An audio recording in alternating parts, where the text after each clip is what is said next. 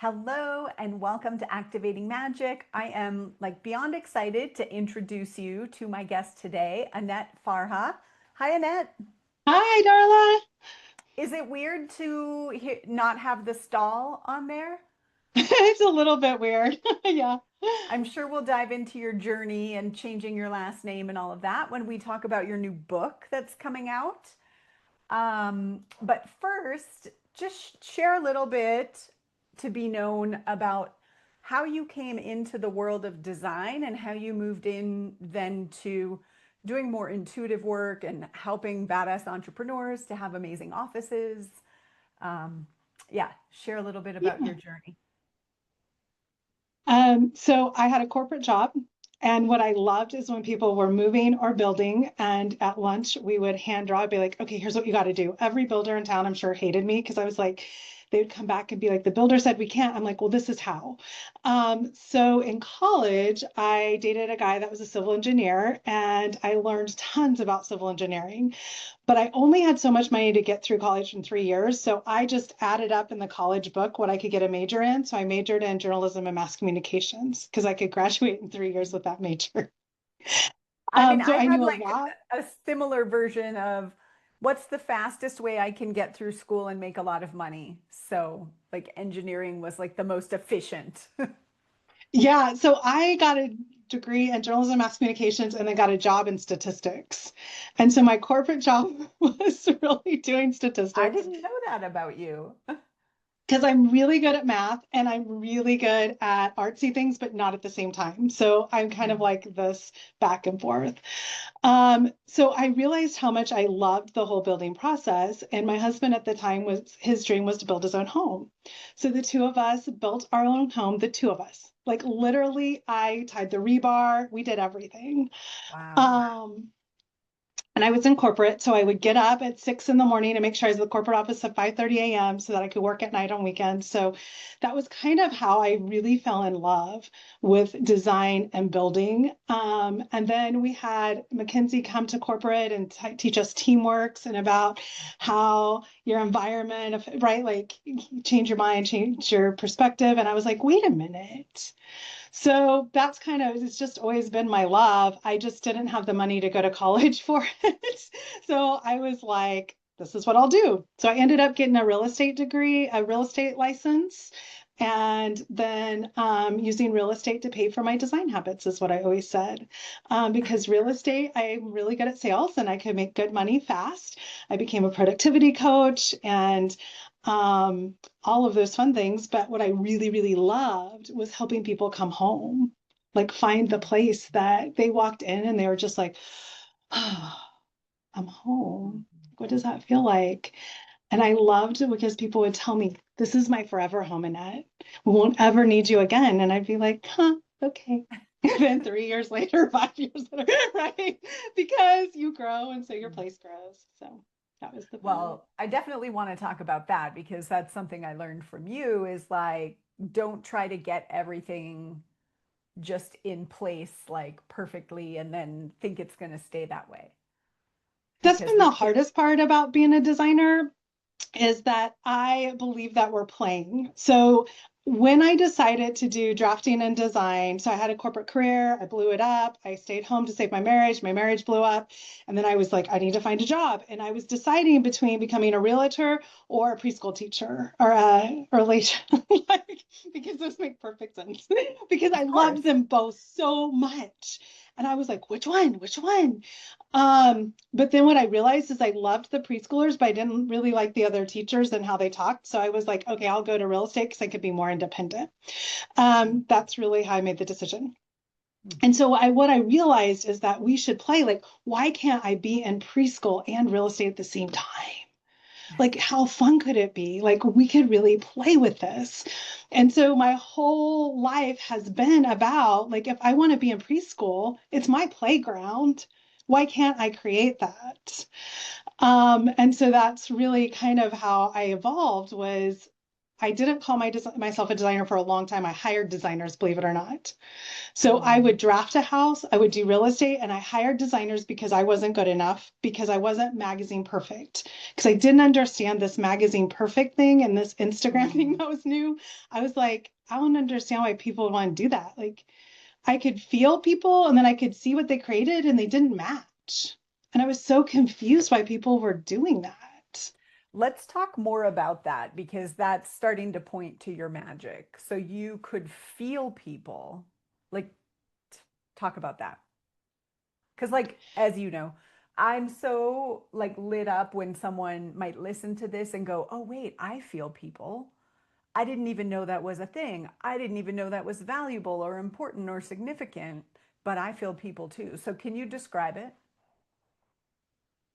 I think my best description is if you've ever shopped for somebody for their wedding dress and they have the magazines and they have all the wedding dresses that they're going to look amazing in, and they have this vision and they're like, this is what we're going to do. And, all you girls get together and you're cheering them on and they walk out and you're like, that's the picture they had, but they're not lit up. Mm, Like, yeah.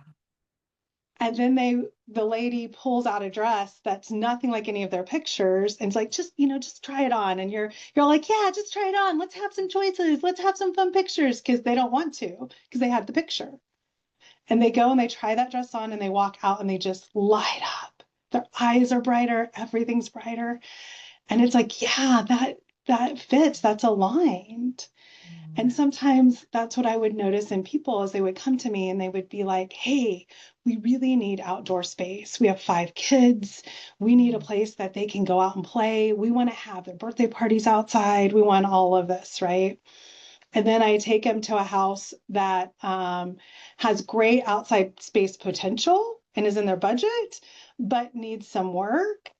And they're like, yeah, but the front, when people pull up, I'm afraid they're gonna, and I'm like, well, you didn't care about the front. You cared about the family room. You cared everybody had their own mm, bedroom. You cared about this backyard. And now you're worried what people are going to see when they pull up. The house needs a new paint color. Like that's 2 seconds. We can fix that, right? But they go and they pick a house that has this perfect curb appeal with not enough bedrooms, a horrible backyard, mm, because they are worried, right? Like they haven't figured out that their desire is worthy. mm. And so early in my career, I didn't have coaching. And I'm like, this is their biggest investment. How am I going to let them make a mistake? And at that point, I was fixing everybody. I was like, let me fix you. Let me solve your problem. Okay. You didn't ask, but I'm going to solve it, which does not go so well, just so you know. So I really had a hard battle, which is what led me to healing and my modalities. It was to heal me. Like I gotta quit that. Like I'm making people Mm, crazy.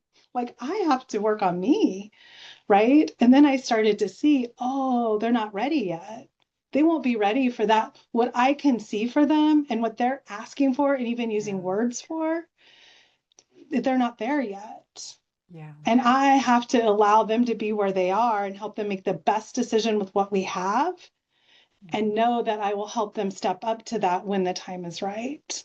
And so that was a big real estate aha, which because I'm heart centered was hard because I was like, well, I want to make sure that they're getting equity in this house so we can get them in the next one, right? Like I'm doing all the math for their 3 moves mm, ahead when they're like, this is our forever home. And I'm like, yeah, okay. Like it was this weird balance of real estate world. mm. So, what's changed as you've changed who you work with and how you work? Like in that world, you were seeing things. It sounds like you weren't able to act on them, or at least Yeah, not no. the fullest.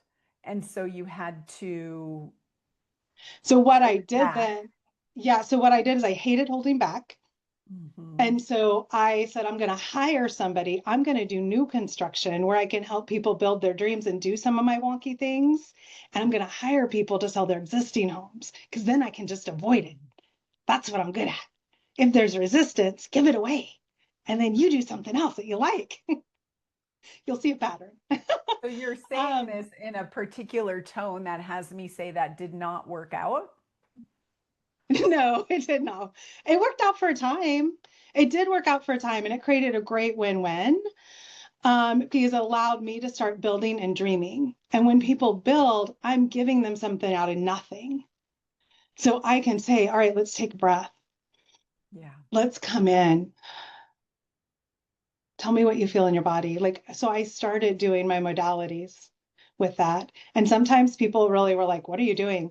I was like, well, let's just nervous system regulate. That's the word I used. Yeah. Let's just get calm.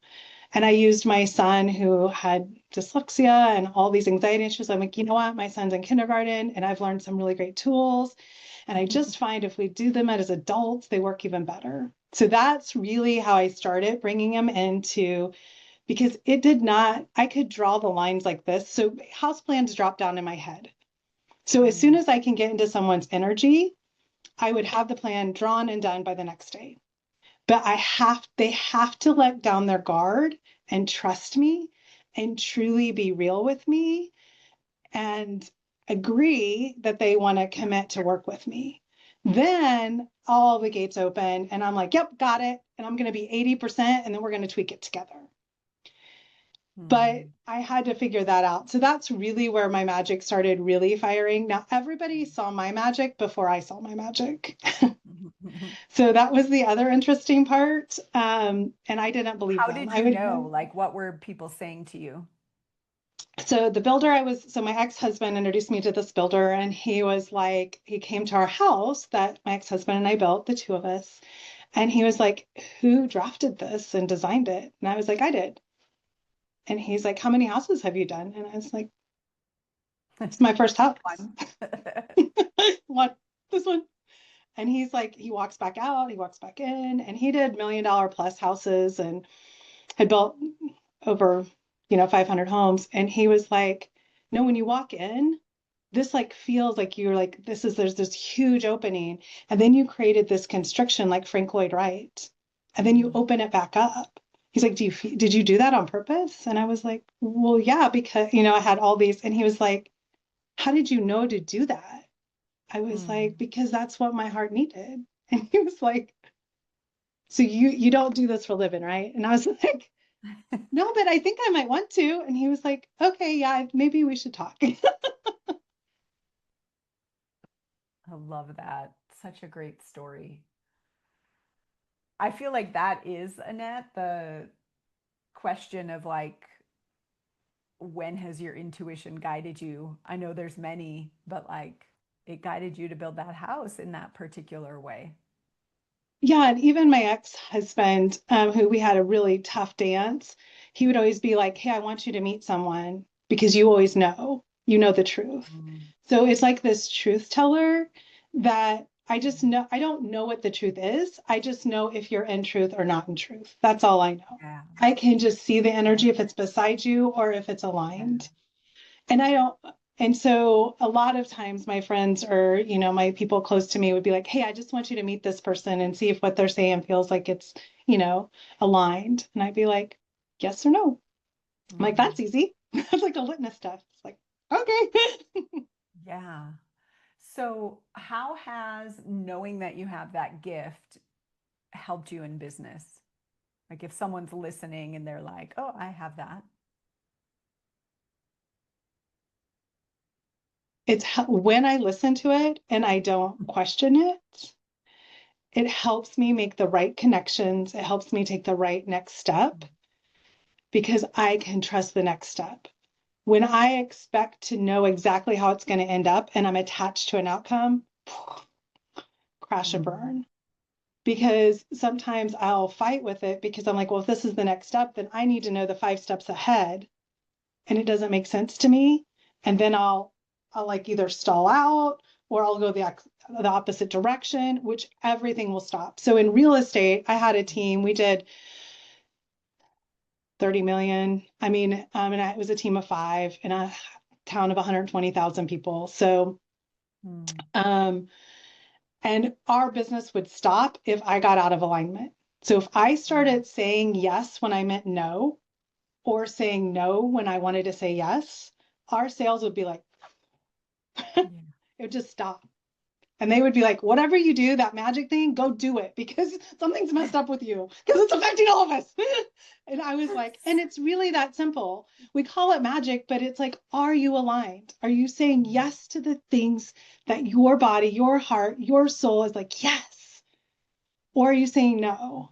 Or are you saying yes out of obligation? Obligation's my easy one. I'm like, ooh, am I doing this because I feel obligated? Because I feel a should? My friends will be like, the shoulding all over you, our business will stop. Like my team got really good when they heard the word should. They're like, oh, that's gonna cost us money. Like, stop, don't do that. Let's help her. You know, that reminds me of something you said earlier that you would, when you were designing homes, you would do your, let's get grounded and let's tune in. And people would maybe think it was a little weird. And yet, you know, as you know, I believe the more of us that are operating like that, the more it becomes normalized and the more harmonious the world becomes.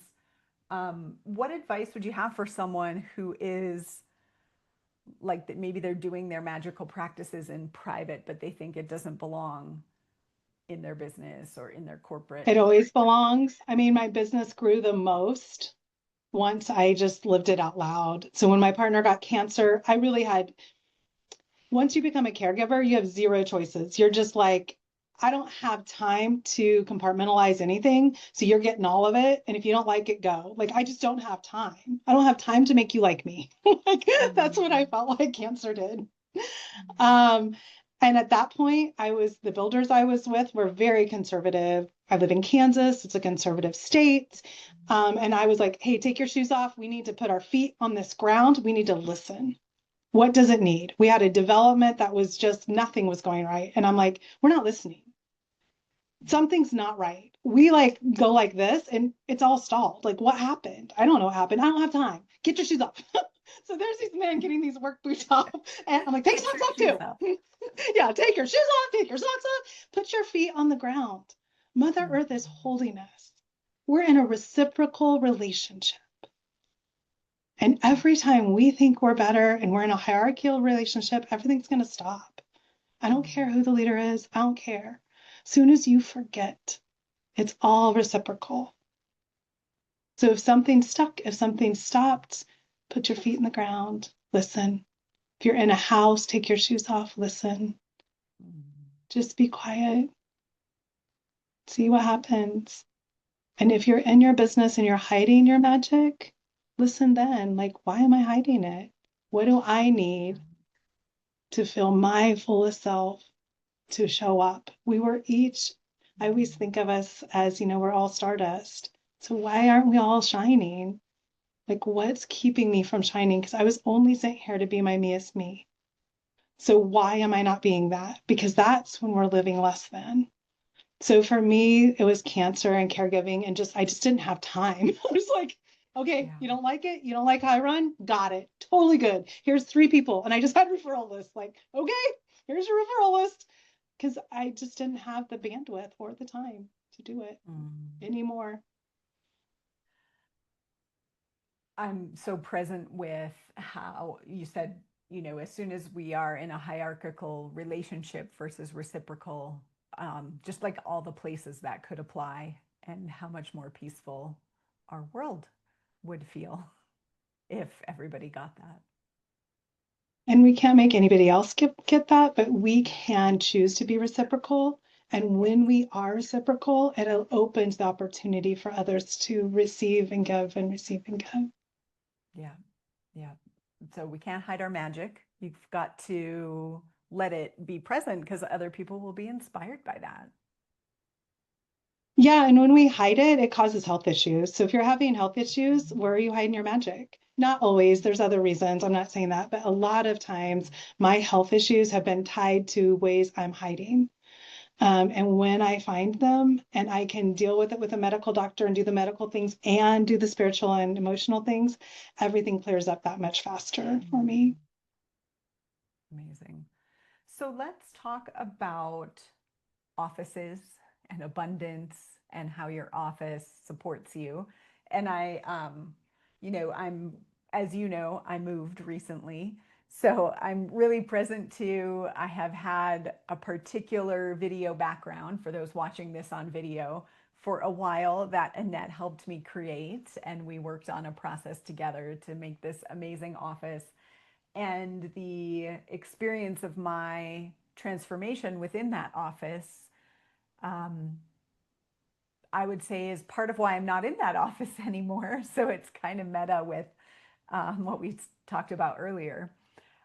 What do you want people to know? And office can extend to the home, but let's say we have a bunch of entrepreneurs here listening to this, and um, what do you want people to know about how their office creates their business and vice versa? What would your office say about you if it was your client? Mm. Really think about that. So we think about the relationships we're in business with our clients. How do we get more clients? We think about the relationships, who can we affiliate with? And we don't always think about that the thing that's in us and holding us every day is our office. Mm. And so it's another partner. We're in relationship with our office.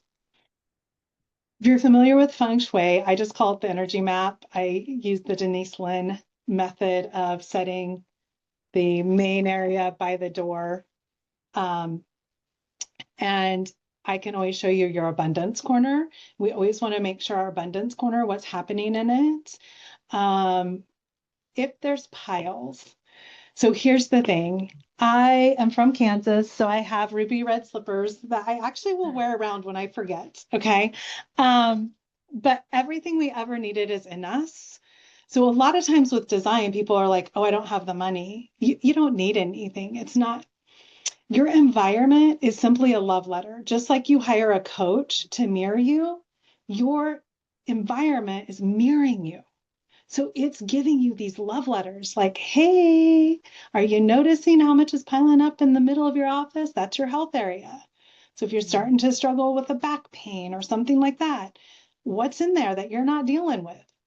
One woman I was working with had all of her bank statements in the middle of her little table and was having this horrible back problem. I was like, okay, Mm. obviously you don't feel supported, like you don't want to deal with your right. Like, so it gets really clear, right? It's not yelling at you. It's just saying, hey, everything is working for you, not against you.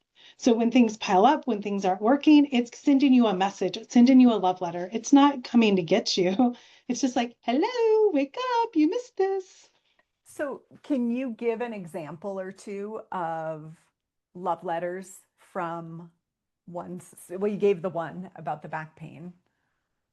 One of my other favorite ones is I was on a call with another coach, and she was like, she did a Spark session. I have these $99 Spark sessions, and she's like, I need an office. So she's in an apartment, so that can be challenging, and it's a one-bedroom apartment. And she's like, I need an office.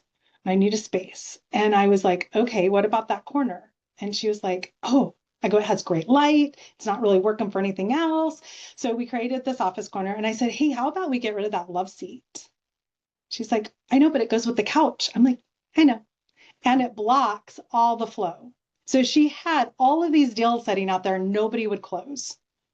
Nobody would close. And it had been 4 months. I go, can you just do me a favor? Just move the love seat, just move it against the wall, do anything, just open the flow. Well, she ended up being brave and giving the love seat away. She calls me the next day. She's like, all 5 people signed their contracts. Look, they're in my inbox. So that's an example of flow, right? Like she was just cutting off her flow. Nobody could even get into her fame, what she wanted to be known for space. So everybody was just kind Mm. of watching, but nobody could get in. So it Mm. sounds like it's hard, and you don't always have to sell a love seat. It just happened to be her apartment was not the size it could accommodate a couch and a love seat. It needed a couch and 2 chairs. So those are things that sound hard, but they're not. They're simple, right? Like it's like, how can we make things flow? Sometimes it's you kept things because you thought you loved it, but you don't. So I call them Mm. energy juicers and zappers. You know your juicers. Think of something that juices your energy. If I say, hey, you want to do something fun, what would you say? Like, what would you want to do? Mm. Hike. Hike. Okay. And if I say, what's your least thing you want to do? Like, what's something that's like, I don't not Grocery want to, shop. Okay, so you know your zappers. Zapper is a grocery shop, a juicer is hiking. So that feeling, every material thing in your office has that. So Mm, if you want a bunch of juiced clients that want to act now, get rid of your frickin' zappers. If you have a mm, bunch of stuff you're keeping because, oh, that was an award I won 10 years ago, it was a cool thing. Do you even care about it? Is it collecting dust? Do you love on it every day? Like you've got to love it or you got to let it go because it's taking up space for something else that wants to come, which is energy. The other mm. big mistake I see people make is they move into an office and they throw a whole bunch of shit in it. I'm like, no, no, no, no, no, no, no, no, no. We're co-creating with it. So we want it open. I just did an office and yeah, we ended up painting it sunrise pink. And she was like, I'm not a pink person. And I was like, I don't know what to tell you. Everything was coming back to this color. So she paints it sunrise pink and then she wants to load it all back in. I'm like, no, no, no, no. You have one whole week that you just have to dance and do music and you have to listen. How does it Mm. want to co-create? So she didn't buy anything. She just painted it. And then she like launched a whole new series of programs that she filled, right? Like, because she was ready for a new rhythm, but she was trying to stick everything back into an old framework. So that's how we start playing. And sometimes it's cheaper to play with our space than it is to change a whole business, right? Like spending 1 week working at the dining room table is probably less cost than launching a whole program that's just one step different from what we've done 10 times, right? Like, so Mm. it's the evolution. Like, Yeah. that's why I'd say, like, how can you play? How can you keep it flexible? How can you keep creating your office like you're creating your business? And if you're stuck, go clean your office. Don't sit at your computer. Just clean your freaking office. I tell you, something will change. What are the most common? So you talked about the love seat in the fame corner. You talked about the stack of bills in the health area. Um, I know you mentioned the abundance corner. Like, what are common things that happen in the abundance corner that someone could look out for? Almost 9 times out of 10, I had one woman that had stored all of her boxes in the abundance corner, old boxes that needed something done with them. Mm. And she couldn't find any new clients. She wasn't getting any new visibility. I was like, what, why do we need all of those old boxes? I'm like, what are you doing with them? So she Mm. got rid of them and she did hire a visibility coach. And next thing you know, she's like, I'm so visible. I have so much going on. So, but she wouldn't even hire a visibility coach when she was struggling with visibility, when she had all those boxes from old stuff piled in there. So Mm. piled old stuff in abundance corners are usually the very, very worst and what I'll see a lot of. And I don't know why they collect, but it's where people put like things they're going to work on later. No, don't put them in your abundance corner. Put them in your trunk or your garage or put them somewhere else. Well, yeah, where do you put them besides the trash? Yeah. I like to use it, love it, or lose it as quickly as possible and then time capsule. So give yourself 30 minutes and go through it and make sure that everything you're keeping are just truly time capsuled. So what I mean is it gets 30 days, 60 days, or 90 days that you're going to relook at it. But if Mm. something's been in a box for 90 days and it's not tax related, what the heck are you doing? You didn't need it in 90 days. Why are you keeping it? That's a scarcity versus abundance. So Mm. now you're going to be like, okay, where else am I in scarcity versus abundance and expansion? Mm. Right. So that's again a love letter, right? Like, oh, wow, I'm really struggling to get rid of things. What needs to shift in me? I feel like I want to ask you questions because I'm in my office that has a lot of things in it because they had to go somewhere. So I'm feeling like, okay, they have to go back out once I have space for them out of here. Um, what's your take on books? They're my hardest things. I'm just going to tell you. Like I if I read it and I loved it, then I have like love feelings for it. If I haven't read it, but I still feel happy about the thought of reading it, it's hard to let it go. If I read it and I'm So if done. you haven't read it and you'd love to read it, it needs to go on your calendar. So if Mm, you love it and you're keeping it and you haven't read it, I need it on your calendar scheduled, reading this book like 30 minutes every night if you're going to keep it. Because that means you're really you're really going to keep it. You're really going to read it. If you're not reading it, all that information could be helping someone else. Mm. So if you love the book and you reference it, you go back to it. I have books like that, Louisa Yeah. Hayes. I have like, then keep it. If you love it and you never reference it back, who could really use this? You do retreats, you do amazing retreats, and you give amazing gifts. So Mhm. to have that be like, this book, here's how it changed my life.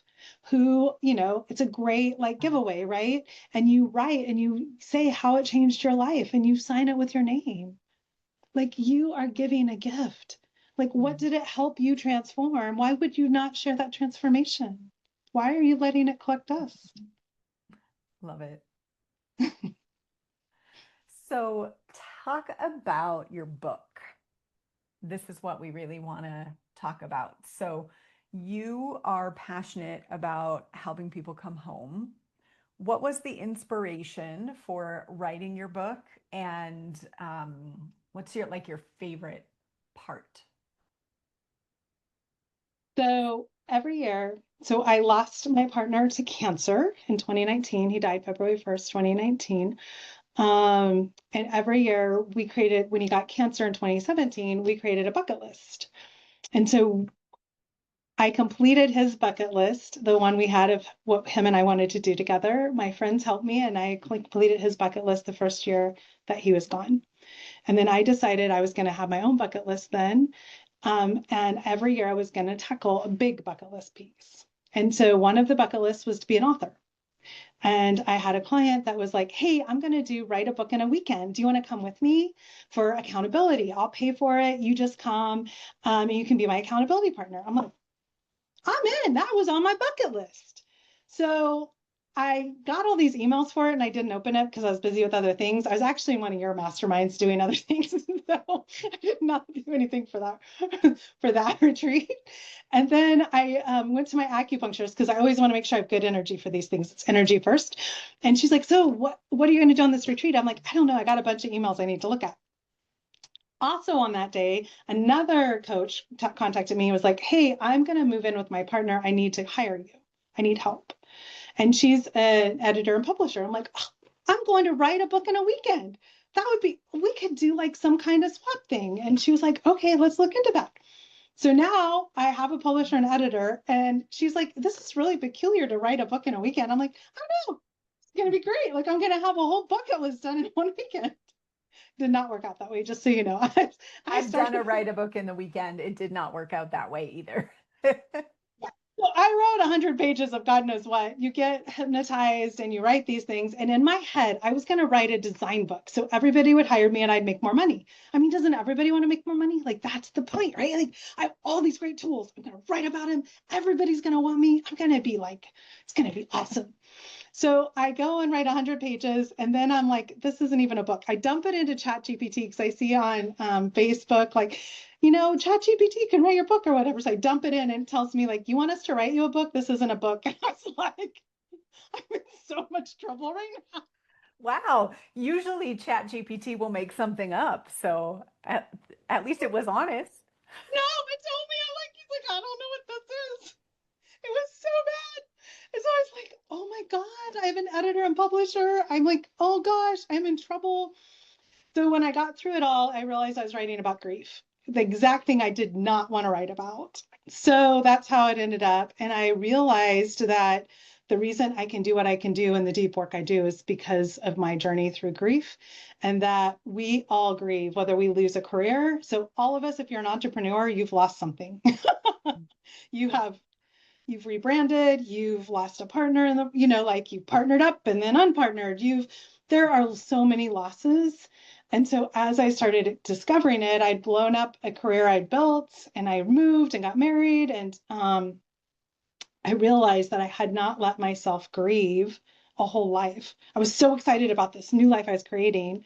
I never grieved. And so writing about the grief of 2019 through 2021 helped me remember all those tools that I had in my toolbox that I was refusing to open and use. So Mm. it's been very cathartic. Yeah. And, in knowing you, that makes perfect sense to me, right? That sort of chapter needed an honoring? Yeah, and I mean, for my poor husband, he has to listen to me read out loud about the man that I called my soulmate and that I love so deeply. And I didn't tell him what I was writing about because I was determined I was not writing about grief. I was going to find Yeah. another book in 100 pages. Like there had to be something else. And so I wrote it, and then I said, "Hey, I'm going to share this with the people that are in the book. I would like to read it out loud to you and talk about it." And so that's what we did. And he was so honored, and he was like, "I so understand more that Mm. when you bring this in, I thought you brought Ron in, but you're bringing grief in. Like what grief taught you." So what the lessons we learn can only be learned a lot of times with loss, with cracking ourselves open. What did grief teach you? It taught me breath, that it's life. It taught me that we're so resilient and we have everything we need. And being attached to outcomes is really where suffering comes. It's really Mm. none of the objects that happen. And that there is so much more love in this world than we ever understand. And we just have to remember to look for it. I can remember being in MD Anderson in Houston in the waiting room, and people are waiting for test results from blood and all of these things. And the joy of getting to be with their partner, getting to be with their mom, getting to be with their child, they are still alive. These are sick, sick people. They're at the end, and they were happier than any line I'd ever been in at Disney World or any of those places. And at that moment, I was like, I'm never going to complain about my weight, which isn't true because I have. I'm always going to be about healthy and about how can I love more and how can I have more fun. I mean, we were always all joking, sharing snacks. Like it is like the saddest place to be that ends up joyful. I'm like, how is that possible? Because you get what matters in that moment. And I never wanted to forget that. And what I realized writing the book is I'd forgotten. And the book Mm. helped me remember and create it in, black and white. So Mm. How does this thought that there's so much more love in the world than we realize influence your design work? And I know it's so much more than design work. so I believe our expression is love. When you be your you as you, that's the best love you can give to the world. Mm. And so when we allow our space to be us, we allow people in. It doesn't have to be perfect. That's not what it's about at all. It's about the love. Yeah. It's the crazy little monster. It's all this silliness, right? Like it's welcoming people in, like, come in my home, come in my heart, and let's be reciprocal. I live in a 1963 house. This is the best room because I did it for me. If I took you to our kitchen, you would still see the avocado oven. So just be clear. And we still have parties. We still do all kinds of silly things, even though it's far from designer perfect. Mm. Yeah. People are trying too hard to get it perfect. There is no perfect. You just keep playing. And when all of a sudden this rearranged painting doesn't work, a new painting, I'll go find it. When all of a sudden, the harmony and the ascending. So this hummingbird was like, I was at an art museum and this man was like, "Hey, this is yours." I'm like, "What?" I mean, I bought it, but he's like, "No, I've been waiting for you because it's time to ascend. Stop trying so hard." I'm like, "I don't know this man. I've never been to the art fair, right?" Like that is the energy then you bring in your home. So everybody that gets to see my background, they get to ascend. They get that. They get that spark if they want it. And then it'll always be changing. My husband comes home, he's like, "Where's like, oh," because I'm like, "Oh no, today was the day I had to move some things." What guidance would you have for someone who does share space, who wants to make it them, but they're also sharing space? You can can do it a couple of ways. What I personally like is for each of you to have your own space. I believe there's I and I that makes us, and there's a dance for thus. And so you both need your I space where you get to be all of you and do it exactly how you want. And then you have where do we want to have a collective space? Where do we want to cuddle? Where do we want to? I've been working with a sex therapist who hired me to help her clients create space Mm, for sexy time and intimacy. Like I nice. never thought of it that way, right? Like she's like, I'm working with these couples and then they go home and there's laundry on the bed and the house is crazy. They don't have a place to connect, Mm, right? So that's where you start zoning, is what I call it. Like, how do we zone your life? And then when you look at your life, if you're going to zone a place to have connection time, you better have some time in your calendar. So why do I say live your life by your design? Well, your home and your house, if your house looks like a landing strip, I'm going to bet you $100 you're overscheduled in your calendar too, right? mm. Like it just always is showing us what we're doing. Wait, what And makes a house look like a landing strip?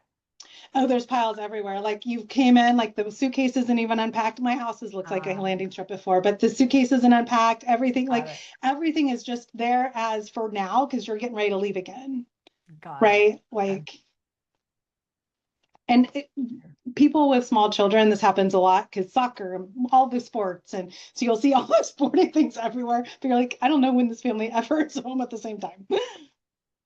Got it. Um, Annette, if you were to give some words of wisdom to a person who has their magic just like starting to come into their awareness, they're starting to realize that they have a knowing that maybe goes beyond logic, that source is speaking to them in some way that they think they understand or may not understand, but like they know it's real, but they're nervous about it. What would you say to them? So this is what I'm doing with my husband because he doesn't know he's magical, but I believe everyone's magical. So if you are listening to this, you're magical. Okay. So these are the things I have them do. I'm like, okay, when you go into your closet, close your eyes and pick something out and wear it. Like just feel, see what feels like without using your eyes. If you have an inclination, like I want to move this, just move it. Do it in your home, do it in your office, do it with you first. And what's the worst case scenario? You don't have to wear it if you pick it out and you're like, oh my God, this is horrible. But you start to understand, like, okay, let me go back in and do it again. Oh, that felt warm. This feels cooler, or whatever, however the sensation is to you. But what you're doing is you're playing. And the reason coming home is so important to me is this is your safe place. Nobody else has to like it, people. You just have to like it and your family. And if you're magical and you're playing with it, let your kids play with it. Have your spouse play with it. Mm. How can you gamify it? And then how can you celebrate when you're like, oh, that one was on?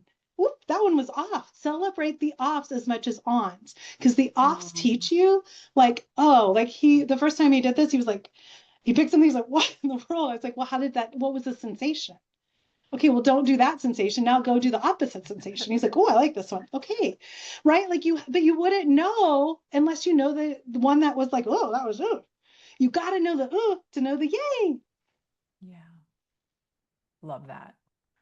All right, so you have a free gift that's a workbook for people to help them get Mhm. started. Can you share a little bit about that? And we'll put the link in the show notes.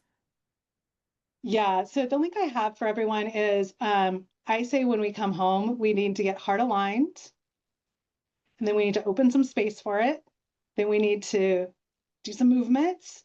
And then we do energy first. So I gave the H part, which is heart align. So if you've ever went shopping in a good mood and you come home, you get great stuff and you love it for a lot longer. If you ever go shopping because you're really having a bad day or you're pissed off, you like never wear that stuff and it gets given away, or right? It's the same thing. It's energy first. So it's like, how do you get heart aligned? So whatever action you take is aligned with your heart and you're not all up in your head. So if you're just starting to play with magic, it's a great way to start playing. It's a Mm, wonderful way to just explore. love that. Love that. I'm sitting here thinking, um, do my office supplies need to go through this process?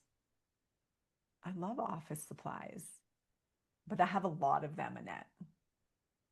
I know you do. I have a You also lot have a of them. closet in that room, and closets are great. I'm totally fine with piling a whole bunch of things you need to do later in a closet and shutting the door. It just It's needs very to not. organized. Perfect. Yeah. So it's just that we have too much. If we lived in Europe, we would not have as much as we have in the United States. So if you're listening to this in Europe, help us, Americans, Mhm. because we have way too much space and we think we have to fill it. We can't figure out that dancing in open space has this own magic. I love it. I'm really taking this idea of what I can give away, even office supplies, right? Like, how do I like let it, it is there invisible now and organized. Like, how do I make it fun to downsize in this process? Or Let it gamify them. I away. mean, your retreats, you always have a game, you always have an experience. How do the Mhm. office supplies become part of the experience? Exactly. Exactly. Heard. Anything you want to leave people with? You have it all along. You are your own designer. Intuition, follow your heart. You won't get it right every time, but you'll get it way righter for you than anyone else ever would. It's totally great to have coaches and your space is mirrors, but you always know. Mhm. So just keep listening to your heart, trusting you. Thank you. Annette, this is awesome. Anyone listening, if you resonate with Annette, do whatever she says. You will not go wrong. I mean, obviously that aligns with your soul, right? Yes. But really, you can't go wrong by having some Annette magic in your world. So thank you. I can't wait to get a physical copy of your book in my hands soon. Finding Your Way Home will be available to you. And if you go get this gift, they'll learn how they can get the book, right? Yep. They'll get all the notifications and it'll be on Amazon. So coming to an Amazon near you. Awesome. Thanks, Annette. Thank you, everyone. Thank you. This is it for this episode of Activating Magic, and we'll see you in the next episode.